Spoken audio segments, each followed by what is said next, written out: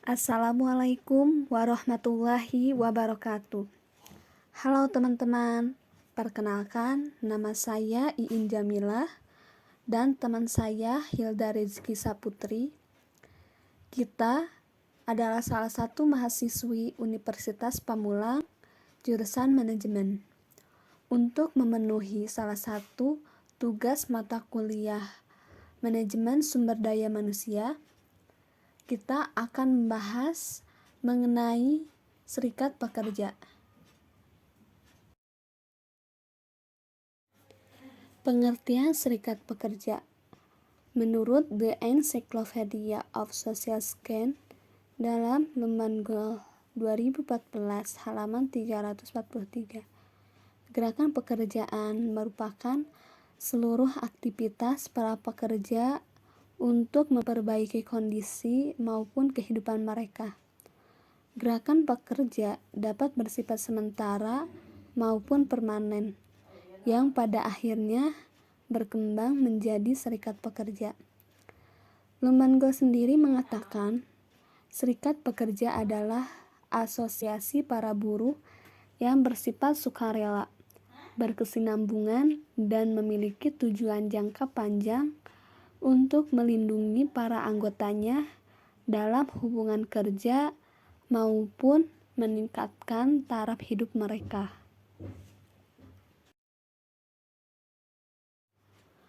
Prinsip serikat pekerja.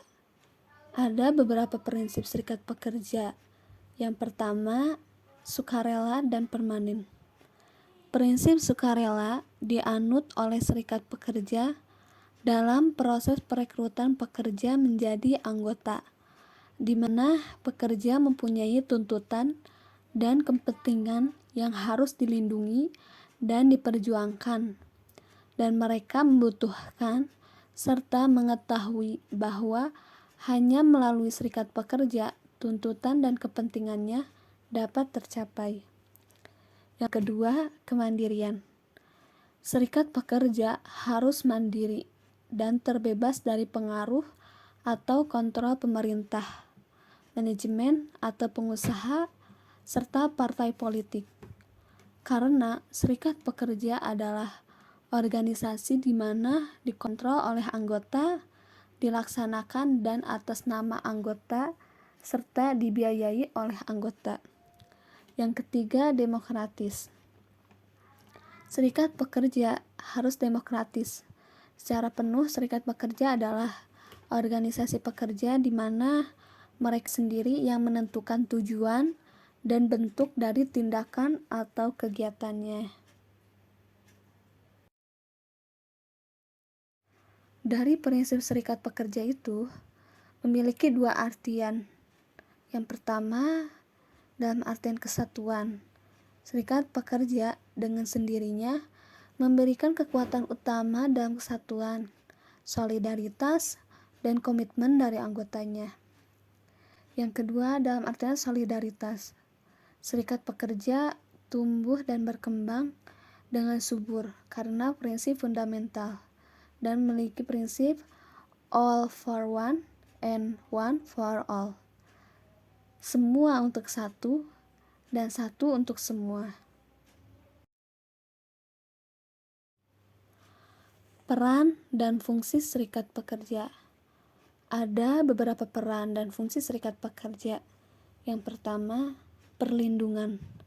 Menjadi anggota, pekerja harus terlindungi dari tercabutnya hak hidup, di mana menyediakan perlindungan akan pekerjaan, atau biasa disebut job security. Serikat pekerja menjamin bahwa pekerja tidak menjadi korban, dipermainkan, dilecehkan, atau diberhentikan dari pekerjaannya tanpa alasan yang jelas. Yang kedua, peningkatan akan kondisi dan syarat kerja. Sesuai dengan kebutuhan yang diperlukan, mengacu pada kebutuhan akan perkembangan teknologi yang modern dan modernnya kondisi kerja, serikat pekerja berusaha keras untuk meningkatkan kondisi dan syarat-syarat kerja dan hidup anggotanya. Yang ketiga, perjanjian. Kerja bersama salah satu peran dan fungsi utama serikat kerja karena menjamin kepentingan anggotanya melalui perjanjian tawar-menawar kolektif. Melalui perjanjian tawar-menawar kolektif, serikat pekerja berjuang untuk kondisi pengupahan yang lebih baik, kondisi dan syarat kerja yang lebih baik, dan kehidupan yang lebih baik bagi anggota dan keluarganya. Peran dan fungsi serikat pekerja yang nomor 4, menangani keluh kesah anggota. Serikat pekerja mewakili anggotanya yang mempunyai keluh kesah dengan membantu mereka dalam mencari dan menangani secara wajar dan adil akan permasalahan dan persoalan yang dimilikinya. Yang kelima, menyelesaikan perselisihan. Serikat pekerja harus mempunyai pengetahuan, kemampuan, dan sumber-sumber untuk melakukan negosiasi dan menyelesaikan perselisihan atas nama pekerja. Yang keenam, yaitu menyediakan manfaat lainnya untuk kesejahteraan anggotanya. Di samping menjamin manfaat yang didapat pekerja dari pengusaha, serikat pekerja juga menyediakan manfaat lainnya, seperti kesehatan, beasiswa, penginapan, rekreasi, asuransi, dan sebagainya.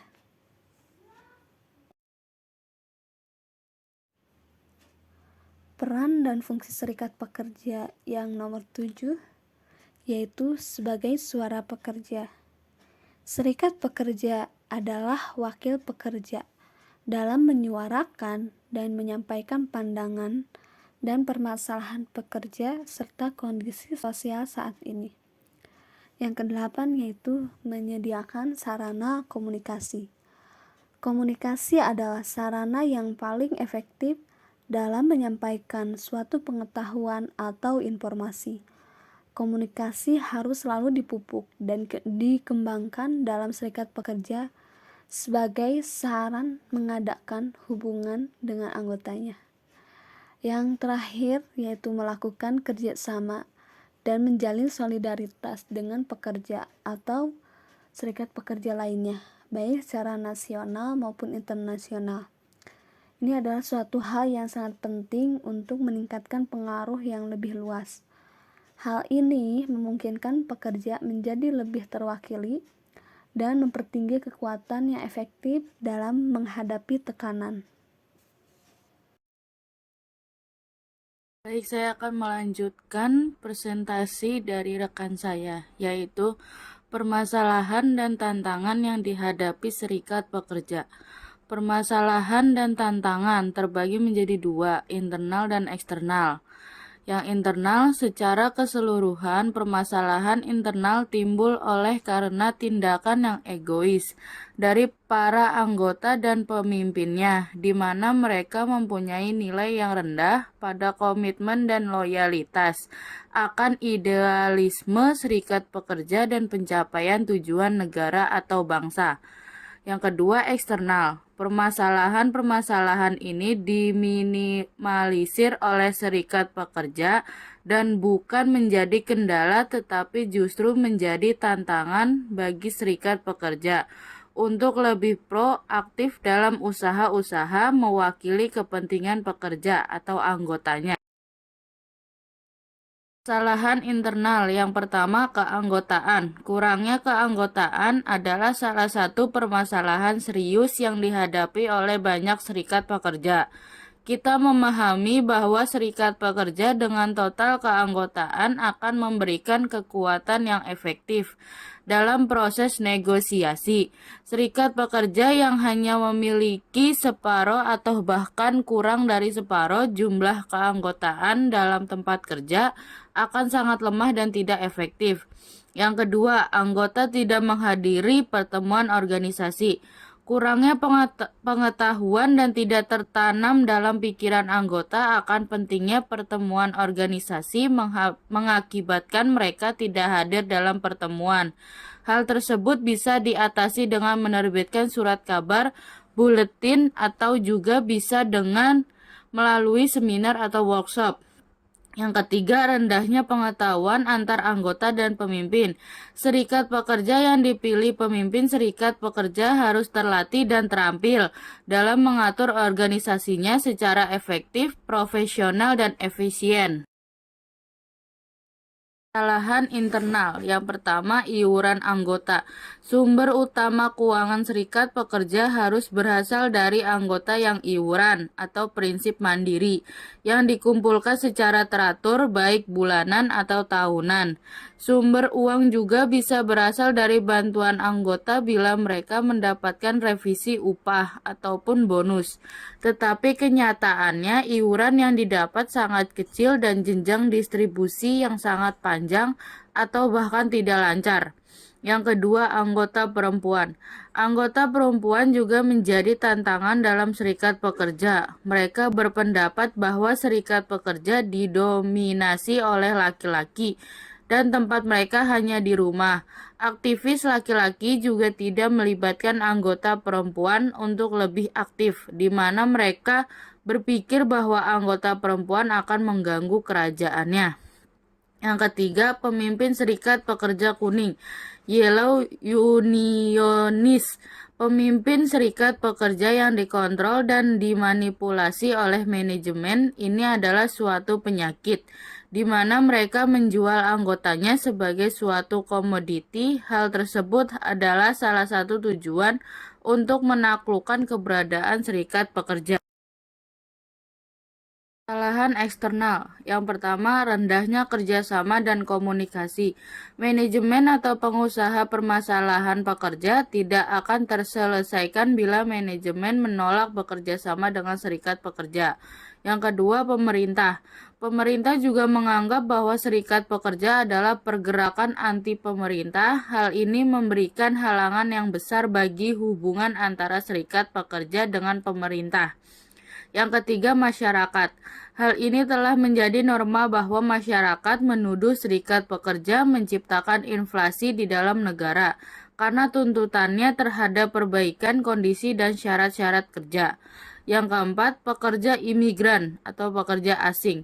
Globalisasi memungkinkan para pekerja imigran atau asing untuk masuk dengan mudah di pasar kerja negara kita dan mengharuskan kita berkompetisi dengan mereka untuk merebut pasar tersebut.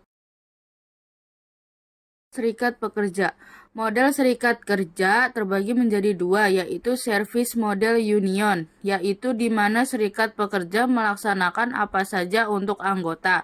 Yang kedua, organizing model union, yaitu di mana anggota berpartisipasi dan berbagi tanggung jawab bersama-sama dengan pemimpin serikat pekerja dalam menjalankan organisasi.